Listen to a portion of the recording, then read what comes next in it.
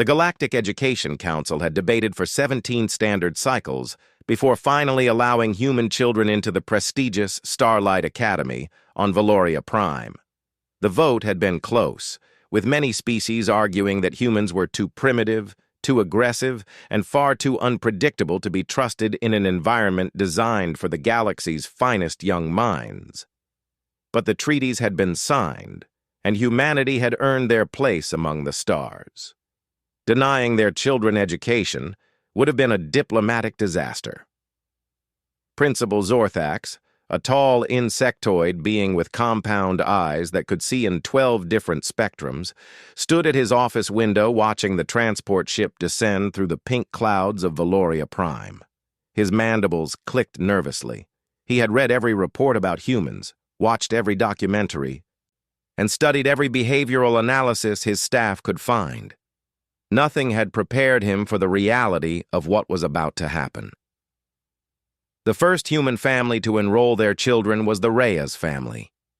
Maria Reyes was a diplomat stationed on Valoria Prime, and her husband Carlos was a xenobiologist. They had 3 children.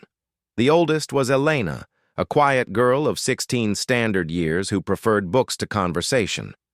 The middle child was Marco, an energetic boy of 12 who had already broken 2 hover scooters on Earth. And the youngest was little Sophia, only 7 years old, with dark curly hair and eyes that seemed to hold entire galaxies within them. The academy was magnificent. Crystal spires rose from floating platforms connected by bridges made of solidified light. Gardens filled with plants from 1,000 worlds surrounded courtyards where students of dozens of species gathered to learn and grow. The Veloxians, with their 4 arms and silver skin, were known as the finest mathematicians in the galaxy. The Keth, large furry beings from a frozen world, excelled in philosophy and ethics. The Mindari, small creatures with oversized heads and telepathic abilities, dominated the sciences. Every species had their specialty, their reputation, their place in the hierarchy. Humans had no place yet.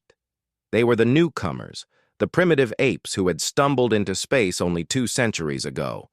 They were barely out of their diapers, as the Veloxian ambassador had once said in a moment of frustration. On the first day of classes, Principal Zorthax personally escorted the Reyes children to their assigned classrooms. He noticed how other students whispered and pointed. He saw how some parents pulled their children away as if human was a disease that could be caught. He tried to apologize, but Maria Reyes simply smiled and said that her children had faced worse on Earth. That comment haunted him for days. Elena was placed in the advanced literature class, taught by Professor Thalmus, a Keth who had written over 300 books on interstellar poetry. The classroom fell silent when she walked in.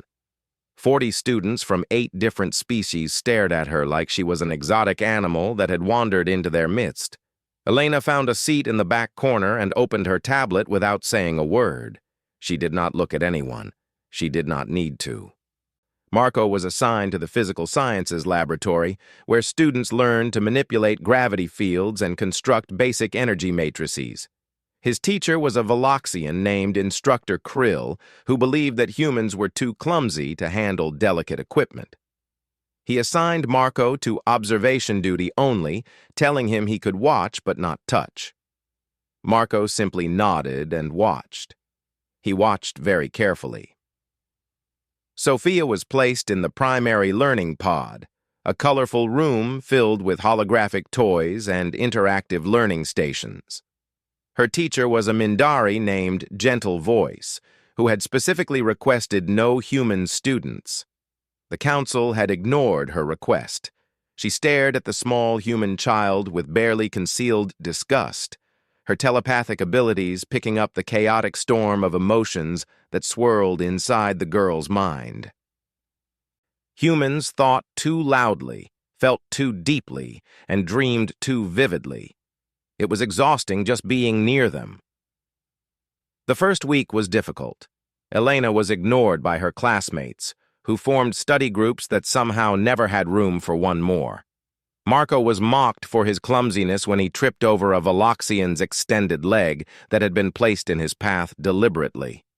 Sophia cried herself to sleep every night because no one would play with her during recreation time. Maria and Carlos considered pulling their children out, but Elena asked them to wait. She said she wanted to prove something. The incident that changed everything happened on the 15th day of the semester. A fire broke out in the eastern wing of the academy. It was not a normal fire. A student experiment with unstable plasma had gone wrong, and suddenly the flames were spreading faster than the suppression systems could handle. The plasma fire consumed oxygen at an incredible rate, and the eastern wing held the primary learning pods where the youngest students studied. Principal Zorthax watched in horror from the control center as teachers tried to evacuate. But the fire was too fast, too hungry. 3 classrooms were cut off from the main evacuation routes. Inside one of them was Gentle Voice and 22 young students, including Sophia Reyes. The Veloxian emergency response team arrived within minutes. They were the best in the sector, trained for exactly these situations. But plasma fires were different. Their suits could not withstand the temperatures.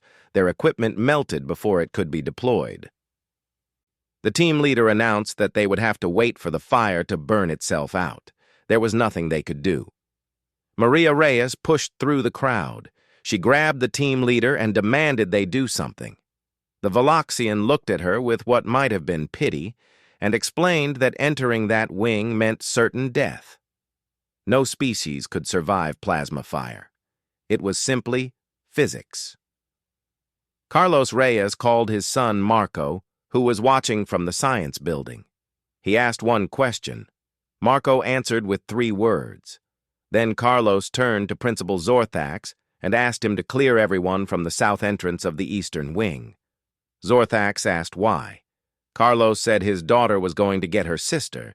Elena Reyes had not been seen since the fire started. Some assumed she had fled. Others thought perhaps she was hiding. None of them expected her to appear at the south entrance wearing nothing but her school uniform and carrying a fire blanket she had pulled from a wall emergency station. Principal Zorthax tried to stop her.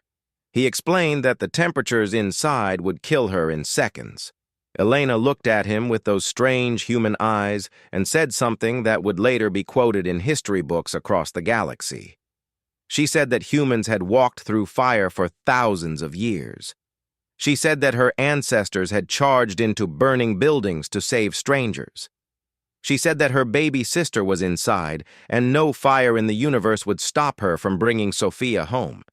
Then she wrapped herself in the blanket and ran into the flames. The watching crowd fell silent. Every being present expected to witness a tragedy.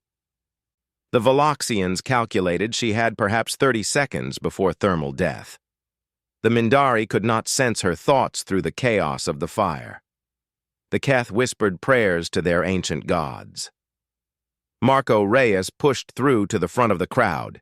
He was carrying something that looked like a modified cooling unit from the science lab. He explained to anyone who would listen that humans had something called adrenaline. He said that when humans were scared or angry or desperate to save someone they loved, their bodies did impossible things. He said his sister was too stubborn to die. Inside the burning wing, Elena ran through corridors that should have been impossible to survive. Her skin blistered. Her hair singed. Her lungs screamed for air that was not filled with poison. But she ran. She thought of Sophia's laugh. She thought of the way her little sister insisted on sleeping with the light on because she was scared of the dark. She thought of every bedtime story, every scraped knee she had bandaged, every nightmare she had chased away. The fire tried to kill her. But Elena Reyes was human, and humans do not surrender. She found the classroom. The door had melted shut. She kicked it 3 times before it broke open. Inside, Gentle Voice had gathered the children in the corner farthest from the flames. The Mindari teacher was using her own body as a shield, her skin already blackened from the heat. When she saw Elena, her telepathic mind broadcast pure shock across every frequency. Elena did not waste time with words. She grabbed as many children as she could carry and told the others to hold on to each other. She told Gentle Voice to stay close. Then she turned back toward the flames and started walking. The return journey was worse. Elena could feel her body failing, her vision blurred, her legs trembled, but every time she wanted to stop, she felt Sophia's small hand gripping her uniform. She heard her sister's voice whispering that she was scared. Elena whispered back that big sisters never let anything bad happen. It was a lie, but it was the kind of lie that gave strength to both of them. When Elena emerged from the south entrance carrying Sophia and 2 other children, with Gentle Voice and the remaining students stumbling behind her, the crowd did not cheer. They did not celebrate. They stood in absolute silence, watching this burnt, bleeding, barely conscious human girl who had just done the impossible. Principal Zorthax called for medical teams. Maria Reyes ran to her daughters, tears streaming down her face. Carlos held his family and said nothing because there were no words big enough. Gentle Voice collapsed beside Elena, her compound fractures and burns far beyond simple treatment. Before the medical team took her away, she grabbed Elena's hand with what remained of her strength. Through the pain, she managed to send one telepathic message that every Mindari in the academy received clearly. She sent 3 words that would spread across the galaxy within days. She sent, "Humans are warriors." The next morning, when Elena walked into her literature class, the room fell silent. But this time, it was not the silence of judgment or contempt. It was the silence of respect. Every student stood. Professor Thalmus bowed his massive furry head. Elena, her arms still bandaged and her face still bearing the marks of fire, simply asked if she had missed anything important yesterday. The class laughed. It was the first time many of them had ever laughed with a human instead of at one. Marco found that Instructor Krill had cleared a workstation for him. Not observation duty, a full workspace with all the equipment he could want. The Veloxian instructor admitted that he had been wrong about humans. He said that any species that could produce a child like Elena deserved every opportunity to prove themselves. Sophia returned to her class to find that every student wanted to sit beside her. They brought her gifts and asked her questions about Earth and told her she was brave for not crying when the fire came. Gentle Voice, recovering in the medical bay, sent a special message to Sophia through another Mindari teacher. The message said, "Thank you for sharing your brave sister with us." The Galactic Education Council received 10,000 requests from human families wanting to enroll their children at Starlight Academy within the following month. They approved every single one. Principal Zorthax personally rewrote the Academy's admission policies to include a special section about human students. The section had only one line. It said, "Never underestimate them." Years later, when Elena Reyes became the first human ambassador to the Galactic Core worlds, reporters asked her about that day. They asked if she had been scared. They asked if she had known she might die. Elena smiled and said that humans had been running into fires since they first discovered how to make them. She said that bravery was not the absence of fear, but the decision that something else was more important than fear. She said that on that day, the only thing that mattered was bringing her sister home. When Sophia Reyes grew up, she became a teacher at Starlight Academy. She taught the youngest children from every species in the galaxy. On the first day of every new semester, she told them the story of her big sister. She told them that courage was not about being the biggest or the strongest or the smartest. She told them that courage was about love, and that humans had enough love to burn brighter than any fire. And when new students walked into her classroom for the first time, nervous and scared and far from home, Sophia Reyes smiled at them with the same smile her sister had given her through the flames all those years ago. She told them they were safe now, She told them they were wanted. She told them that in her class, everyone was family.